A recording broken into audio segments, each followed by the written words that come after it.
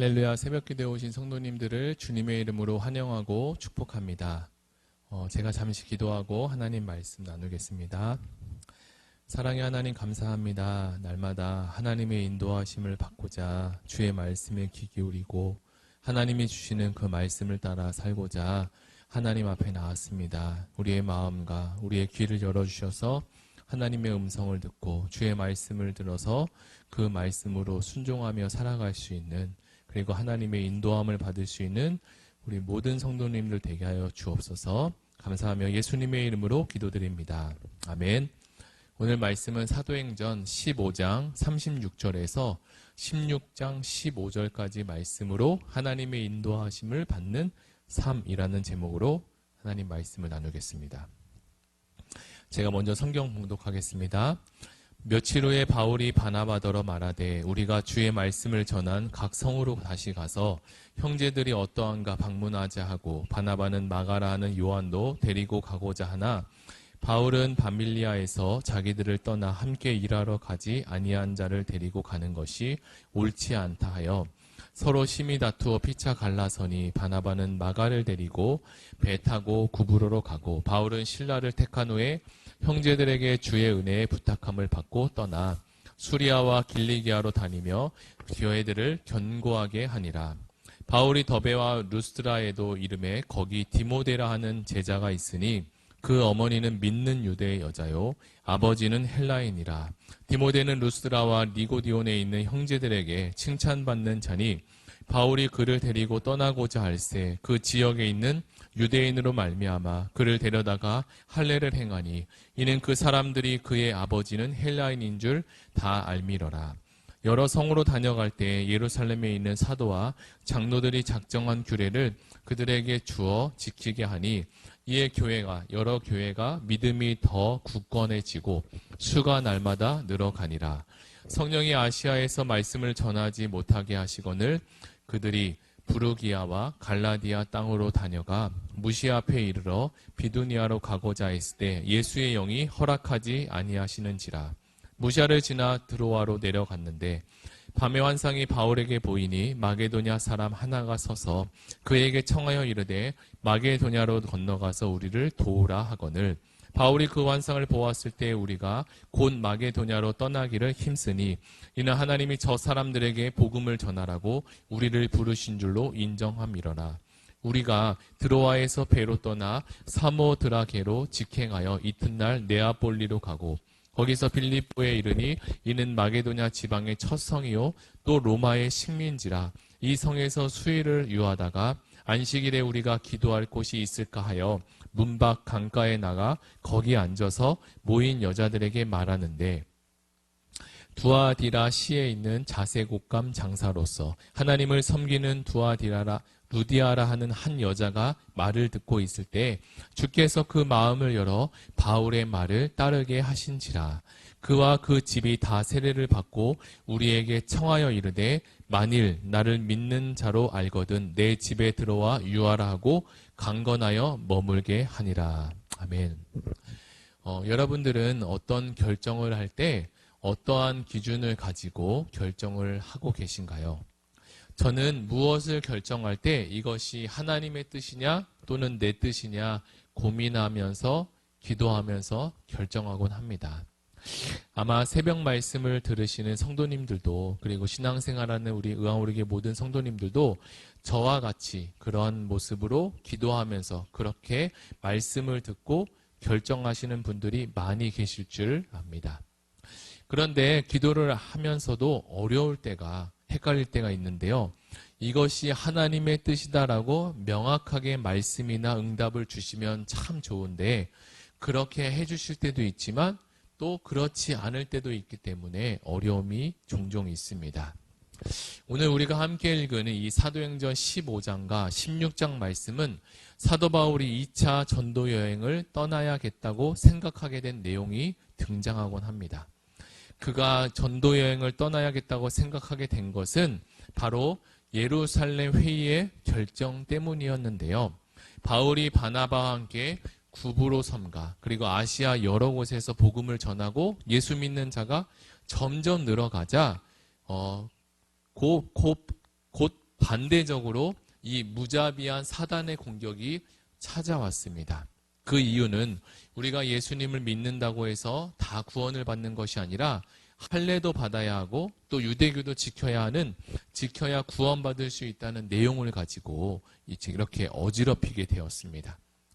이들은 이 반대적인 사람들 그리고 바울의 전도를 또 배격하는 사람들은 여기서 그치는 것이 아니라 바울이 복음을 전했던 이 갈라디아 사람들의 신앙까지도 흔들리게 하였고 심지어 안디옥에서 바울과 격렬한 토론을 벌이기까지 했습니다.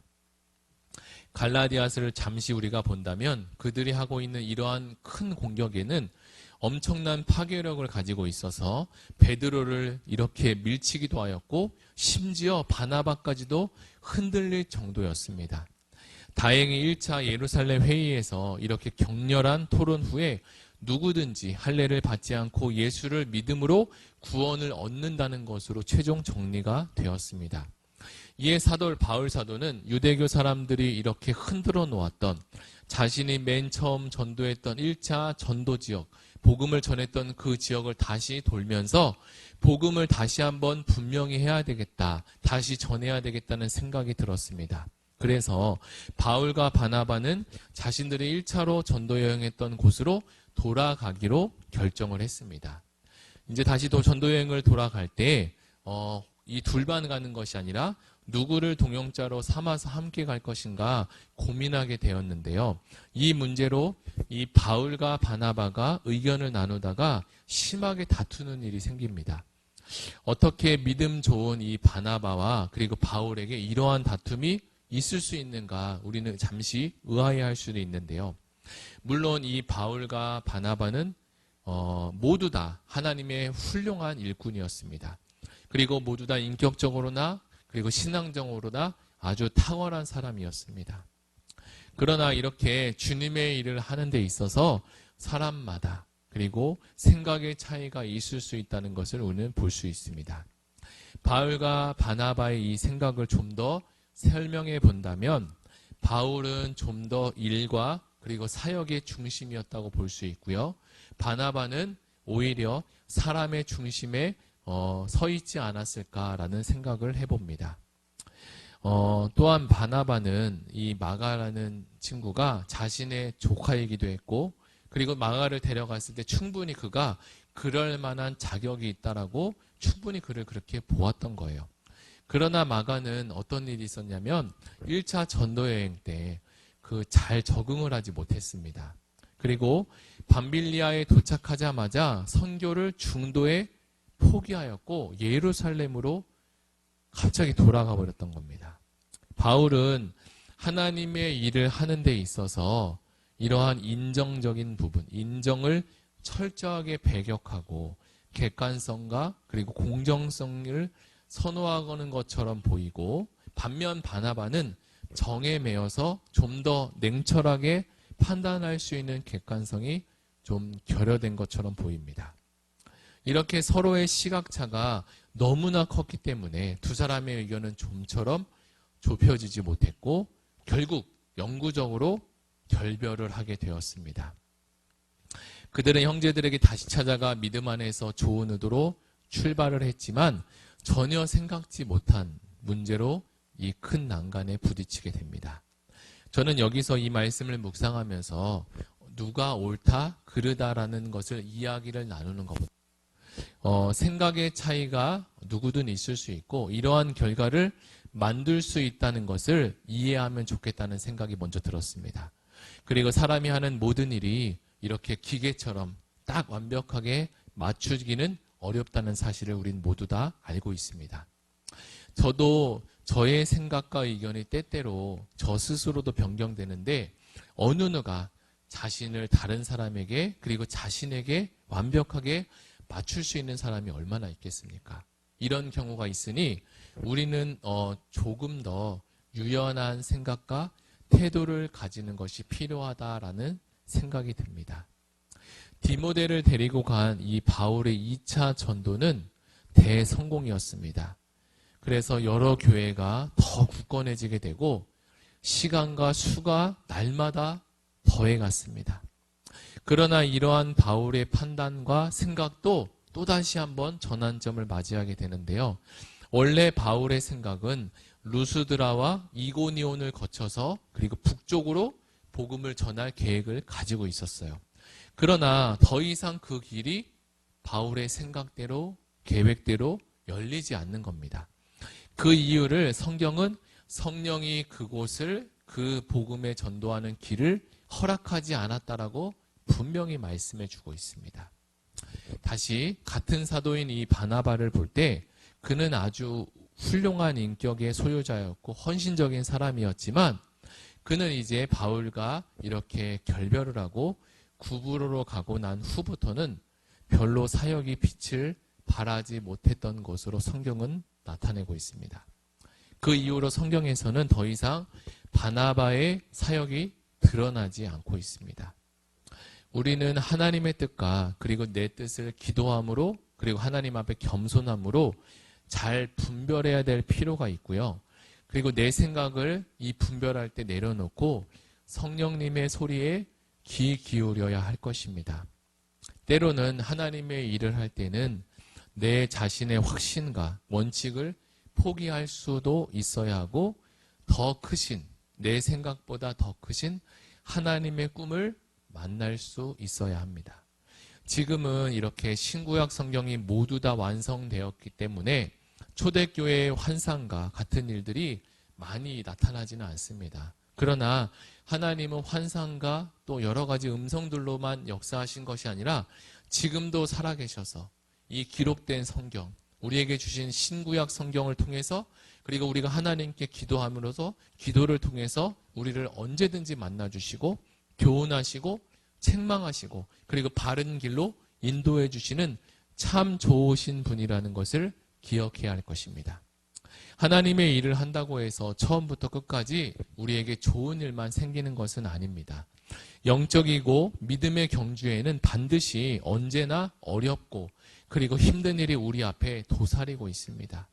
그러나 어려움과 힘든 과정을 통해서 하나님은 우리를 더욱더 연단시키시고 그리고 성숙하게 만들어 주시는 분입니다.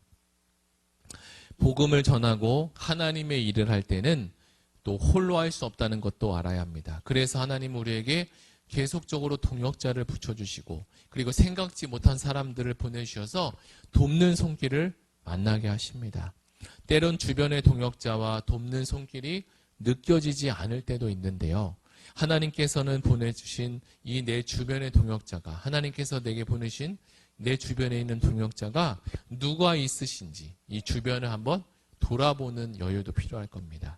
그리고 그분의 생각나고 또 알게 되었다면 그분을 위해서 축복하고 기도하면 좋을 것 같습니다. 하나님께서 우리에게 동역자를 보내주셨는데 때로는 우리가 인지하지 못하고 그리고 모를 때도 있습니다. 이번 기회에 우리가 이 말씀을 묵상하는 이 시간을 통해서 주변을 살펴보고 돌아보는 은혜가 있기를 우리 모든 성도님들에게 그런 은혜가 있기를 원합니다. 오늘 말씀을 정리하겠습니다. 바울과 바나바는 하나님의 신실한 종이었습니다. 하나님은 이 바울과 바나바를 통해 하나님의 일과 그리고 복음 전도를 행하셨습니다. 하나님의 일을 함과 그리고 복음을 전하는 일에 더욱더 악한 영의 공격이 있다는 사실을 우리는 명심해야 될 것이고 그리고 더불어서 사역의 지혜와 능력을 우리가 달라고 하나님께 간절히 기도해야 될 것입니다. 우리 이 시간에 다 같이 들은 말씀을 생각하면서 함께 뜨겁게 그리고 간절히 기도하면 좋겠습니다. 우리 다 같이 말씀을 생각하며 함께 기도하시겠습니다. 하나님, 사랑의 하나님 감사합니다. 우리에게 주신 말씀을 묵상하며 하나님의 일하심을 그리고 하나님의 인도하심을 받고자 주의 말씀 앞에 나왔습니다. 그렇게 신실하고 믿음이 좋았던 이 바나바와 바울이라는 이 사도에게도 또 생각지 못한 어려움이 찾아오고 사역의 방향이 또 바뀌어서 서로 나눠지고 또 서로 다른 지역으로 가서 복음을 전하는 일이 생겼습니다. 이 말씀을 통해서 우리가 적용해야 될 것과 또 생각해야 될 것들이 여러 가지 많이 있을 줄 압니다.